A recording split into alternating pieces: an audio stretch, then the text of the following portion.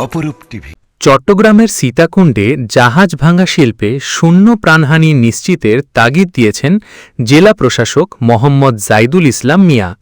চট্টগ্রাম প্রতিনিধি মোহাম্মদ জসিমের তথ্যচিত্রে দেখুন বিস্তারিত। রবিবার ভাটিয়ারীর ফেরদৌস স্টিল শেপ রিসাইক্লিং ইন্ডাস্ট্রিজে নিহত ১০ শ্রমিকের পরিবারকে ক্ষতিপূরণের চেক ও নগদ অর্থ প্রদান অনুষ্ঠানে তিনি একথা বলেন। জেলা প্রশাসক বলেন, ঝুঁকিপূর্ণ জাহাজ কাটার আগে আধুনিক প্রযুক্তির মাধ্যমে বিষাক্ত গ্যাস শনাক্ত ও অপসারণ সহ প্রয়োজনীয় নিরাপত্তা নিশ্চিত করতে হবে।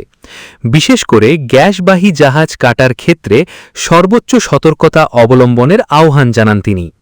গত ১৪ই আগস্ট এমটি রাসি জাহাজের ব্যালাস্ট ট্যাঙ্কে বিষাক্ত হাইড্রোজেন সালফাইড গ্যাসে আক্রান্ত হয়ে ১০ শ্রমিক নিহত হন। নিহতদের পরিবারকে ১০ লাখ টাকা করে ক্ষতিপূরণ দেওয়ার উদ্যোগ নেওয়া হয়েছে। একটি মর্মান্তিক একটি দুর্ঘটনা ঘটে। সেদিন একটি জাহাজ কাটাকে কেন্দ্র করে সেখানে পরবর্তীতে আমরা যেটা জানতে পেরেছি যে হাইড্রোজেন সালফাইড গ্যাসের দ্বারা আক্রান্ত হয়ে ৯ জন তাৎক্ষণিকভাবে মারা যান এবং পরবর্তীতে আরেকজন শ্রমিক ভাই নিহত হয়েছেন।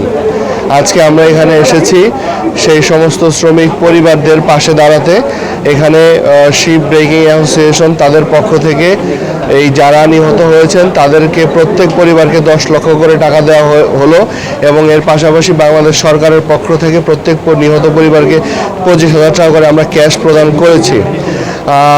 আপনারা জানেন যে একটি গ্যাসকে মূলত হাইড্রোজেন সালফাইড গ্যাসের কারণেই এই দুর্ঘটনা ঘটেছে এবং এই যখন এখানে তদন্ত কমিটি তিনটি তদন্ত কমিটি গঠন হয়েছে, তদন্ত কমিটি যখন কাজে এসেছে তারা কাজের যে জায়গাটি সেই জায়গাটিতে প্রাথমিকভাবে ঢোকা আসলে সম্ভব হয়নি, কারণ ওই গ্যাসের এরিয়াটা তখন চারপাশে বিস্তৃত ছিল। এর পরবর্তীতে এই গ্যাসের উপরে যাদের এক্সপার্টিজ আছে তাদেরকে নিয়ে আবার এটা ৩ সদস্যের তদন্ত কমিটি গঠন করা হয়েছে। কেন এই গ্যাসটা এখানে রয়ে গেল, কেন এই গ্যাসটাকে আগেই রিলিফ করা হয়নি, তো এই বিষয়ে এক্সপার্টিসদের যে মতামত সেই মতামত পাওয়ার পর বাকি অন্যান্য কার্যক্রম তদন্তের শেষ হয়ে গিয়েছে।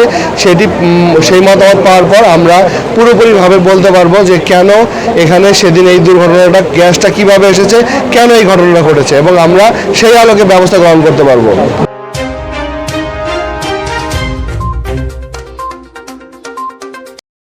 অপরূপ টিভি।